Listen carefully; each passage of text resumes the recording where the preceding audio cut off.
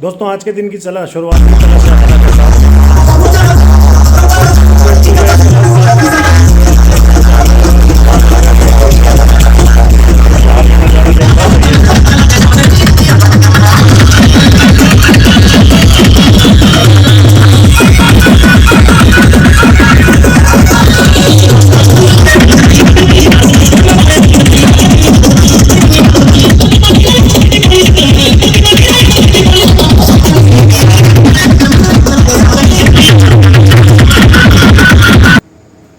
तो दोस्तों हर साल हमारे गांव मीठा वाला में बाबा का भंडारा होता है। उसकी कलश यात्रा निकल रही थी। वो देखने के बाद हमने अपनी ये शिमला मिर्च हार्वेस्ट करी और हम पहुंच गए अपने किचन में। शिमला मिर्च को धो के हमने इसको काटना शुरू किया, पर फिर हमने सोचा आजकल का चलता हुआ इंस्टाग्राम का जादू यूज़ करें। तो यो कट गई शिमला मिर्च जादू से और यो चली गई बैटर में। इसको अच्छी तरह से मिक्स करके हमने अपना नाश्ता तैयार किया। ये हमने दाल थी मसूर की, उसके बढ़िया पकोड़े तले और सोचा आज नाश्ते में इन पकोड़ों का सेवन किया जाए। करारे करारे पकोड़े बनाने की प्रक्रिया ऐसे चलती रही। काम के साथ साथ अपनी भूख का भी इलाज करना दोस्तों बहुत ज़रूरी है। बढ़िया पकोड़े तलने के बाद हमने उसका सेवन किया आम की चटनी और सॉस के साथ। और इस भरपूर आनंददायक नाश्ते को जो कि प्योरली ऑर्गेनिक बना था वो करने के बाद हम चले अपने काम पे। शुरुआत करने में कुछ ऐसा हुआ कि हमारा एक चूजा निकल गया था। उसको बड़ी मुश्किलों से हमने पकड़ा, अंदर डाला, सभी चूज़ों को पानी पिलाया। उसके बाद हम लगे काम पे। मुर्गियों के बर्तनों में पानी डाला। मुर्गियाँ बड़े मज़े ले रही हैं और हमारा फॉगिंग सिस्टम इनको मज़े लेने में बहुत मदद कर रहा है। उसके बाद हमने सभी अंडों का कलेक्शन किया। अंदर से सभी अंडे कलेक्ट करके हम लेके आए और फिर हमने प्रक्रिया शुरू करी मुर्गियों को बाड़े में वापस घुसाने की, जिसमें हम पसीना पसीना हो गए।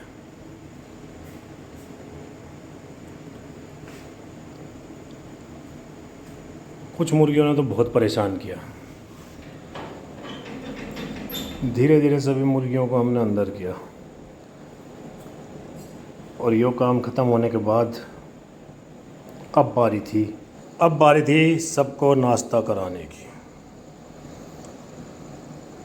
बहुत परेशान करने के बाद हमने सब मुर्गियों को अंदर कर दिया था। सारे अंडों को अपनी टोपी में रख के हमने सहायता स्थान किया और फिर बकरियों के लिए तोड़ा पत्ते पत्ते पत्ते। खूब सारे पत्ते तोड़ के हमने बकरी को, देखो कैसे एक्साइटेड होगी अभी वो, खाना देख के बघरा जाती है। बकरी को नाश्ते में लगाने के बाद हमने कुछ और पत्ते तोड़े और वो डाले हमने अपने फेसबुक और इंस्टाग्राम को। बकरी तो अपने नाश्ते में लग गई थी, फेसबुक इंस्टाग्राम इंतज़ार कर रहे थे। कुछ और पत्ते हमने लिए और ये है हमारे फेसबुक इंस्टाग्राम। इनको नाश्ता देने के बाद ये भी लग गए कार्रवाई पे। तब तक हमारी नज़र पड़ी है कि आम पे, और ये आम भगा चला गया अंदर, एकदम सीधा दौड़ता हुआ ये जाके पहुंचा फ्रिज में। इसको रात को देखेंगे। फिर हमने बकरी का और अपने और पशुओं का नाश्ता तैयार किया और फार्म में किया चूने का भरपूर उपयोग। चूना छिड़कना भाई फार्म में बहुत ज़रूरी है, इससे बायोसिक्योरिटी भी होती है। पर कुछ देर छिड़कने के बाद हमने देखा बकरी परेशान हो रही थी, तो हम गाय के पास पहुंच गए। बाकी चूना कल छिड़केंगे। गाय के पैरों को बांधा हमने, ये बांधना बहुत ज़रूरी नहीं, गाय लतिया देगी हमें। गाय के पैरों को बांधने के बाद हमने दूध निकालने की प्रक्रिया शुरू करी और गाय के थनों को धो के A2 दूध निकालने की। ये हमारी गिर गाय है दोस्तों, देसी गाय के दूध को A2 कहा जाता है। A2 दूध निकालने की प्रक्रिया शुरू हुई। भाभी और मेरे भाई ने दूध निकालना शुरू किया और धड़ाधड़ बाल्टी को भरने की शुरुआत कर दी।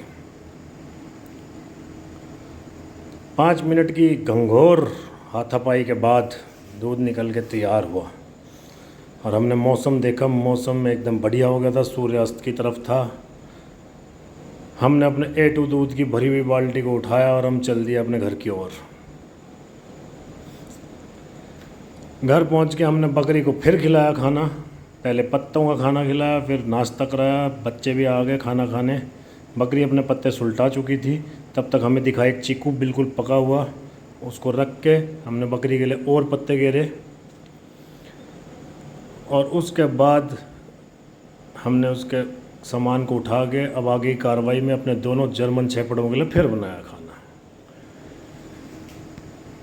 दोनों आके अपने खाने को खाने लगे। अब हमारे आगे एक बहुत घंघोर समस्या थी। उससे पहले हमने चूज़ों को जाके उनको भी खाना दिया। लाइफ स्टॉक के काम में भैया ये सब चीज़ें बहुत ज़रूरी हैं। ये आप लोगों को बार बार दिखती होगी भाई ये प्रक्रिया। ये पहाड़ देख रहे हो आप, सबको खाना खिलाने के बाद हमारे आगे पहाड़ होता है। हमने और पक्षियों को लिए भी पानी रखा।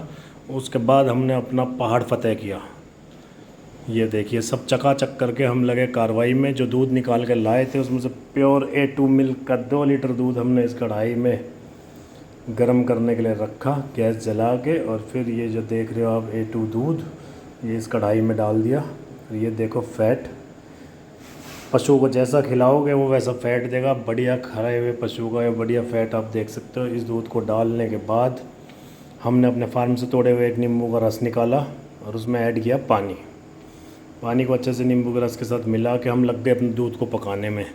और अब शुरू हुई तेज़ आंच पे एक प्रक्रिया। कई देर तक इस दूध को हम पकाते रहे। और जब दूध अच्छी तरह से पक गया तब हमने गैस को एकदम फुल फ्लेम पे करके धीरे धीरे नींबू का रस उसमें डालना शुरू किया।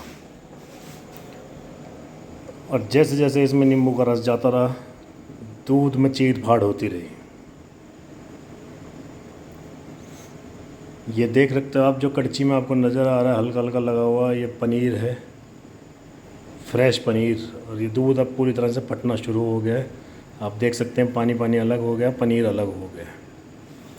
थोड़ी देर इसको और पका के जब दूध ने बिल्कुल पानी छोड़ दिया, एक बर्तन में हमने बिल्कुल स्वच्छ कपड़ा लगाया। और स्वच्छ कपड़ा लगा के हमने इस पूरे मिक्सचर को इसमें डाल दिया। अब ये जो ऊपर ऊपर आप देख रहे हैं A2 फ्रेश पनीर है बिल्कुल भाई साहब, इसमें कोई मिलावट नहीं। ये होता है पनीर, बाज़ार वाला पनीर क्या कोई पनीर है। और ये जो पानी बच गया है इसमें फुल प्रोटीन है।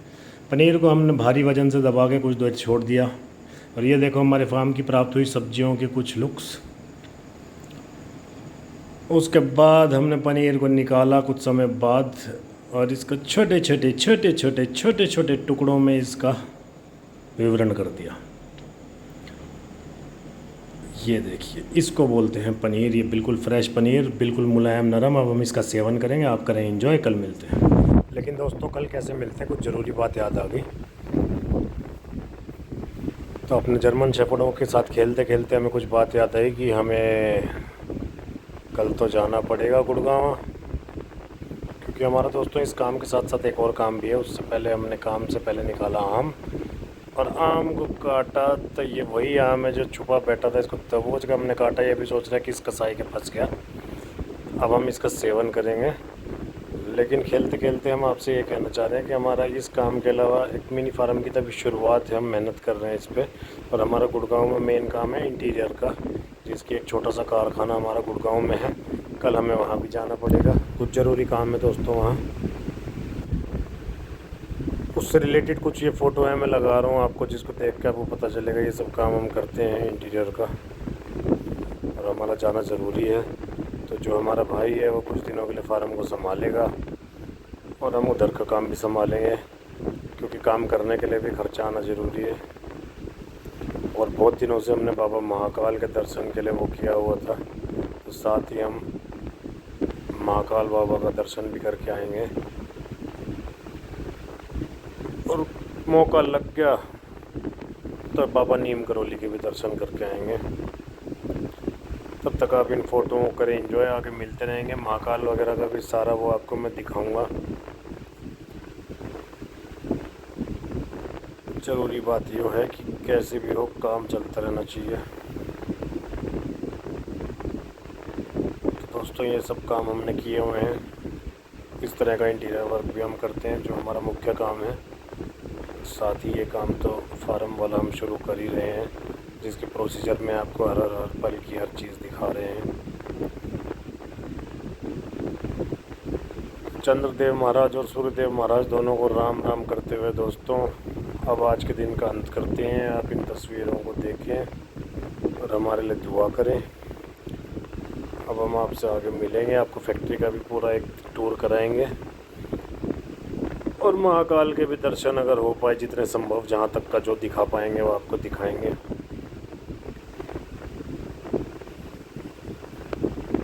तो दोस्तों बात है ऐसी कि अकाल मृत्यु से मिले जो काम करे चांडाल का, काल भी उसका क्या बिगाड़े जो भक्तों महाकाल का। जय बाबा की। मिलते हैं दोस्तों और मिलते रहेंगे। और आप करते हैं लाइक शेयर और सब्सक्राइब, चैनल को भी थोड़ा आगे बढ़ाएं। राम राम दोस्तों।